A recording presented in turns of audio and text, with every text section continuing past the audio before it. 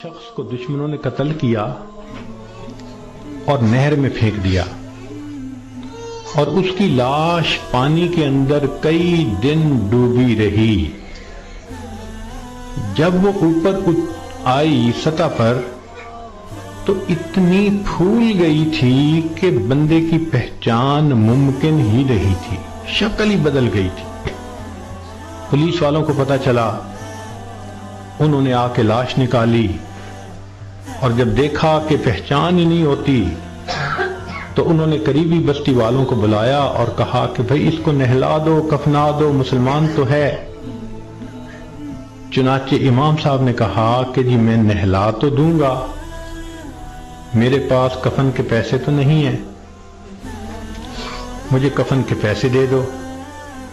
ایک بندے نے کہا کہ جی اعلان کر دو۔ ذرا سنیں، مسجد میں اعلان ہوا، بھائی لاوارث نعش ہے،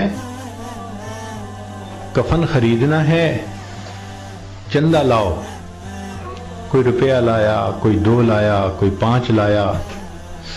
آدھے گھنٹے تک اعلان ہوتا رہا کہ لاوارث لاش ہے، کفن خریدنا ہے۔ آدھے گھنٹے کے بعد پھر جا کر پیسے پورے ہوئے، کفن خریدا گیا، اس کو نہلایا گیا، کفنا دیا گیا، جنازہ پڑھایا گیا۔ جنازہ پڑھتے ہوئے ایک آدمی کی آنکھ میں بھی آنسو نہیں تھے، اس لیے کہ کوئی جانتا ہی نہیں تھا یہ کون ہے۔ جب اس کو دفن کیا گیا تو 3 مہینے کے بعد کیس کی حقیقت کھلی، تب پتہ چلا کہ وہ سرگودا کے علاقے کا ایک ذمہ دار تھا۔ 4 مربع اس کے باغات تھے، کروڑوں کی سالانہ آمدنی تھی، کوئی 6 کروڑ روپیہ اس کے بینک بیلنس کے طور پہ موجود تھا اور اس کے 4 جوان العمر بیٹے تھے۔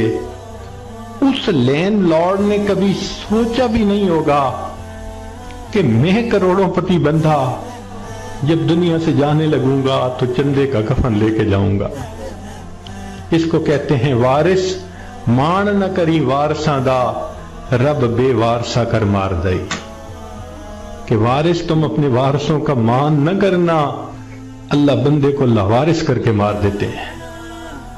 ہمیں کیا پتہ کس حال میں موت آئے گی، آج وقت ہے اس موت کی تیاری کرنے کا۔ اس لیے امام غزالی رحمۃ اللہ علیہ فرماتے ہیں، اے دوست تجھے کیا معلوم کہ بازار میں وہ کپڑا پہنچ چکا ہو جسے تیرا کفن بننا ہے۔ ہم نہیں جانتے کب ہمارا کفن بازار میں آ جائے گا۔ لوگ یعنی شادی اور بیاہ میں مشغول ہوتے ہیں اور ان کو نہیں پتا ہوتا ان کے کفن کا کپڑا پہنچ چکا ہوتا ہے۔ اس لیے چاہیے کہ ہم موت کی تیاری کریں، نیکی کریں، جھوٹ کی زندگی سے بچیں، سچ کی زندگی کو اختیار کریں، نبی علیہ السلام کی ایک ایک سنت کو اپنائیں تاکہ موت کے لیے ہم بھی تیار رہیں۔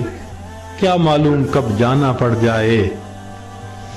ہمارا حال تو وہی ہے کہ بارات پہنچ گئی تھی اور لڑکی والے لڑکی کے کان سلوانے گئے ہوئے تھے کہ جی ہم نے کانوں میں بالیاں ڈالنی ہیں۔ جیسے اس لڑکی والوں کو شرمندگی ہوئی، وہی حال ہمارا ہے کہ ملک الموت پہنچ جائیں گے اور ہم نے ابھی تیاری ہی نہیں۔